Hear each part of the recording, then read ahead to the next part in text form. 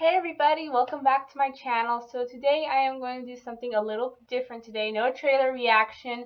I actually was planning a trailer reaction earlier for this, about a couple of weeks ago, but I decided not to. I couldn't wait, so I just went on and watched the trailer without giving my reaction about it.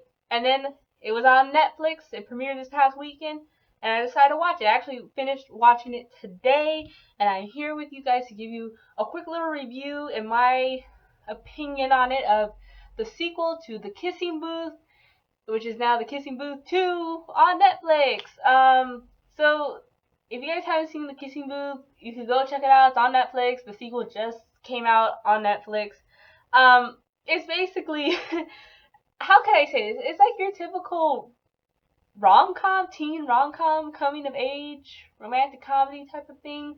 Um, it's cute in some ways, but at the same time, it it goes through the typical rom-com cliches, I guess, if you're into that. So just a quick preview of the first one if you guys haven't seen it, but please go watch it if you do plan to watch the sequels, just so you can get a better idea of it. Basically, the movie is about this teenage girl named Elle with her best friend Lee, and those two have been friends since they were infants, and the reason why is because their mothers were best friends. Um, Turns out Elle has a secret crush on her best friend's older brother, but of course she can't like him because Elle and Lee have rules, and one of the rules is that they can't fall in love with each other's siblings, blah blah blah blah. But she ends up falling in love with the super handsome Noah Flynn, who is played by Jacob Elordi, who is on Euphoria with Zendaya. So yeah, she hooks up with him, and he's a bit older, so he graduates high school, and now he's on his way to college. And that's what the sequel deals with. How are they going to keep their relationship going now that they're in a long-term distant relationship, basically? So it tackles on those kinds of issues. Basically, Elle feels a bit lonely without Noah, and her friend Lee has a girlfriend, and because she's lonely, she kind of tends to be in their space a lot. Um, Rachel, who is Lee's girlfriend, wants space so she can spend time with her boyfriend Lee, but Lee sees Elle as like his best friend, kind of more than a best friend, more like a sister, because they've been together since they were infants, right? So it's hard for him to say no to Elle, but he still wants to be with Rachel because that is his girlfriend. So there's like that kind of issue, and now that Noah's in Boston, all the way across the country, Elle starts to have doubts about Noah if he's seeing someone else. Elle kind of gets a glimpse of Noah's college friends, one of them being the very beautiful Chloe. By the way, if you guys know who the actress is, please let me know. I feel like I've seen her somewhere before. I just can't. I don't know where I've seen her before. If you guys know her filmography, please let me know down in the comments below. So yeah, Elle starts to get suspicious of the relationship between Noah and Chloe. Meanwhile, there's a new guy on the high school campus named Marco, this dude named Marco, and Elle does find him pretty attractive. Of course, she's trying her best not to get into that territory, but it's pretty clear that she may have a little thing for Marco, and it's pretty obvious that Marco has a thing for her. But this does, of course, raise tension. I mean, it's basically becoming like a whole love triangle, or if not a love square, love hexagon, whatever. All these teenagers have problems in their love life. So that's basically the premise of the movie. I'm not gonna get into spoiler detail, but you kind of get the gist of it. That there's jealousy arising, suspicions going on. Who's dating who? Is this person gonna be faithful to me? Can I trust this person if they're away from me? Are they showing interest in other guys or in other girls? That's basically the premise. And I think the whole time I'm watching this movie, what really got to me was like this was the main question for me. Like this was the theme of the movie. Can a man and a woman just be friends and have no romantic like not have a romantic relationship and have no romantic intentions whatsoever? And I think, yeah, in some circumstances, yeah, there are some guys and some girls who are just friends. They just see each other as a friend, like a brother or a sister, and that's fine. And it's kind of funny how this movie plays it, because in terms of Elle and Lee, like I said, they were friends since they were infants, since they were babies. And of course, being a guy and a girl, you would think that maybe eventually down the road they would develop romantic feelings for each other, but they don't. They just see each other as friends. That's it. However, because they are such good friends, that kind of makes it a problem for Lee's girlfriend Rachel. She kind of feels jealous. She sometimes feels like the third wheel. And she, in her mind, she's thinking, I shouldn't feel like the third wheel because I am Lee's girlfriend. Why am I feeling this way? Elle should be the third wheel, not me. So I kind of get Rachel's point of view, but then at the same time, Elle was like what Rachel feels. Elle kind of feels the same thing when she sees Noah and Chloe on their college campus, because Noah and Chloe, they're just friends as well. And just a quick little spoiler, mini spoiler. There is a scene where Noah explains that, like, the friendship that he sees his brother Lee and Elle have, and he likes to have that friendship between a guy and a girl, just a friendship with Chloe. So he just sees a friendship relationship with Chloe. Of course, Elle feels like a third wheel in that relationship, and kind of like Rachel with Lee, Elle feels like she shouldn't be the third wheel in that relationship because she's the girlfriend. But yeah, that's basically the premise of this movie. Can a guy and a girl, just be friends and not have any romantic relationships, and not even, I guess, even to the point where is it crossing boundaries if that particular friend has already a significant other? So I mean, it does depend on circumstances, right?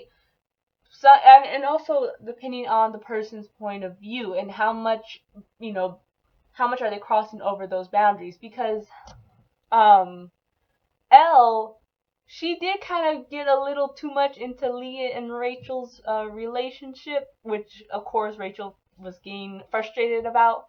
And then Chloe, she was just being nice to Noah. She didn't mean to take it like in that way, but of course Elle saw it that way. But Chloe's like, no, not like that. We're just friends.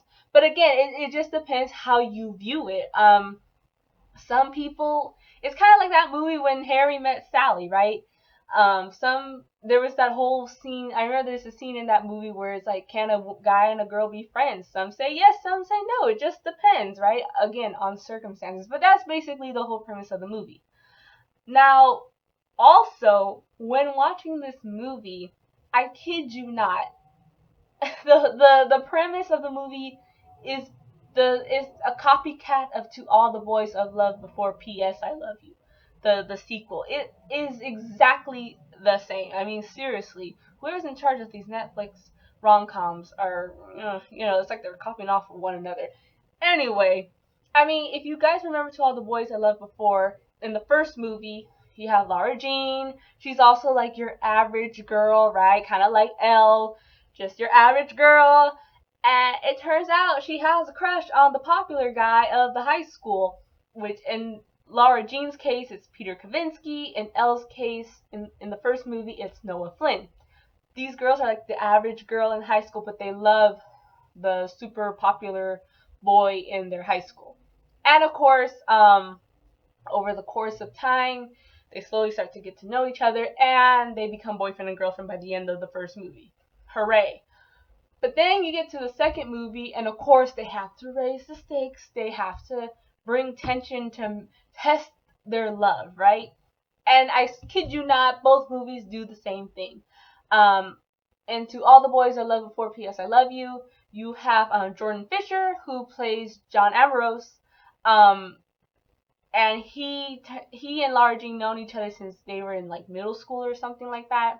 And Laura Jean slowly comes to find out little by little that she and John Ambrose kind of have the same interests. She and Peter Kavinsky don't really have the same interests or goals, but she notices that she does with John Ambrose. Um, So yeah, and just a side note, I don't know if I don't know. I look on YouTube and also on like these websites of fans for these movies, and I don't know if anyone has brought. I don't really see many people bring up the fact that John Ambrose was race bended, because in the first movie it was played by a different actor, a white actor, and then they get Jordan Fisher to play John Ambrose. So yeah, let me know in the comments down below what you guys think about the whole race bend, if you're cool with it. I mean, I was cool with it, but I just find it interesting that yeah, it just happened, and it's like you got two John Ambrose. Anyway, back to this. And now in Kissing Booth 2, the same thing happens. You have this new guy named Marco who comes into Elle's world. He's a new kid on high school on the high school campus, and he's the one who's gonna test the love boundaries for Elle and Noah. And again, Elle and Marco started spending time together, and Elle begins to realize if Marco is the one for her. It's basically the same premise. The average girl has the hot popular guy as her boyfriend, but to test or bring tension into their love life, they have to bring in another hot guy to see if what she has with the first guy is true love. It legit is the same premise. And this is another thing. When I was watching, okay, so yes, there is in both movies, I would say, To All the Boys and to Kissing Booth, I do feel that John Ambrose and Marco were kind of like a threat. I mean, I do legitly think that they did serve as a, I hate to say the word, but to describe it as a good threat to the relationship between in Lara Jean and Peter Kavinsky, and then Elle and Noah. They did serve as a pretty good threat, because when I watched To All the Boys 2, I did feel like there was a romantic chemistry between Lara Jean and John Ambrose. Truth be told, the way Lara Jean was describing John Ambrose and how she had the same interests as him, I was kind of hoping for her to go with John Ambrose than Peter Kavinsky. I know there's a lot of fans out there who believe Peter Kavinsky and Lara Jean are endgame. They're the OTP. I get it, but I really do feel like she had something with John Ambrose. And then when I'm watching Kissing Booth 2, again, I know that Elle and Noah are endgame. They are OTP by many fans. I get it, but I really do feel that Marco, really came in as like a threat to that relationship. Like, I really do feel like when Elle and Marco were dancing, I felt that romantic chemistry. And I know that, and I like, again, I know that what was established in the first movie, those relationships are endgame. They are the OTP to the fans. I get it.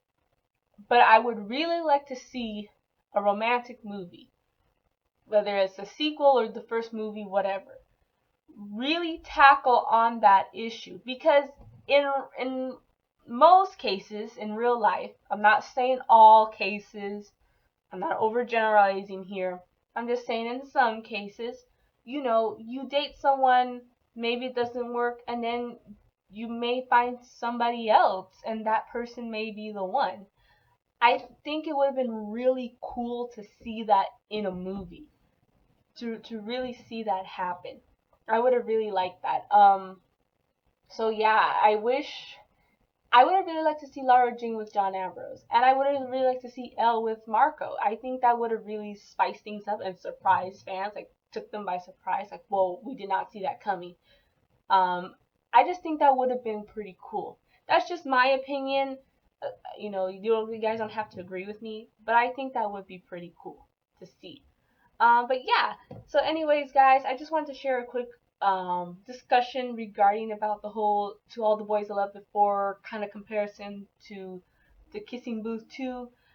Again, I'm not going to go into review territory or spoiler territory, even though I probably have given a few mini spoilers. But I just wanted to give you guys my perspective as to what I saw regarding that.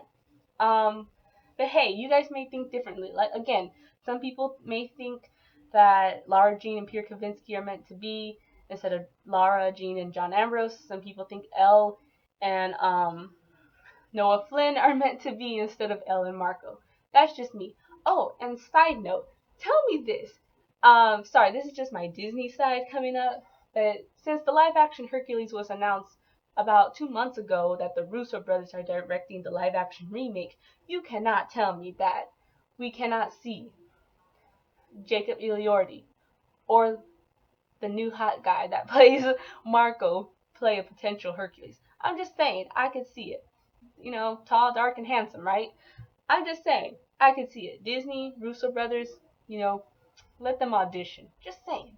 Just saying. Sorry, Noah Centineo. I know you were mentioned in supposedly some rumors in a fake casting script, but I just don't see Noah Centineo as Hercules. Just saying out there. Oh, and yeah, so basically that was my discussion for this. Let me know down in the comments below what you guys think um, about these Netflix romantic comedy coming of age teen movies. I just wanted to give you a quick little discussion about it. So yeah, just let me know what you guys think. Like and subscribe, and as always, take care, guys. Bye.